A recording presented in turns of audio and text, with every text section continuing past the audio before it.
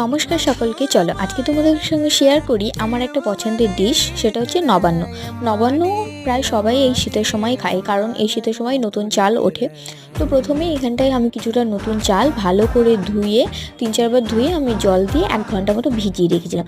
তারপরে খুব ভালো করে জলটা ঝেড়ে নিয়ে আমি মিক্সিতে একটা গুঁড়ো তৈরি করে নিয়েছি। তারপরে সেই গুঁড়োটাকে একটা পাত্রে নিয়ে তোমরা এখানে তোমাদের পছন্দ মতো যে কোনো ফ্রুট তোমরা অ্যাড করতে পারো।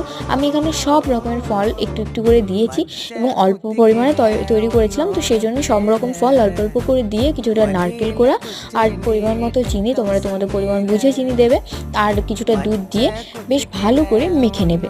মেখে এটাকে 1 থেকে 1 ঘন্টা মতো তোমরা রেস্টে রেখে দিলেই হবে। তো তারপর যখন চিনিটা গলে যাবে তখন এটা একদম রেডি হয়ে যাবে, আর সঙ্গে এতে তোমরা এলাচ গুঁড়োও দিতে পারো। তো তাহলে এই রেডি আমাদের নবান্ন। কেমন লাগলে আজকে ভিডিওটা অবশ্যই জানিও, আর কার কার এটা প্রিয় কমেন্টে জানিও। তো চলো দেখাচ্ছি নেক্সট টাটা।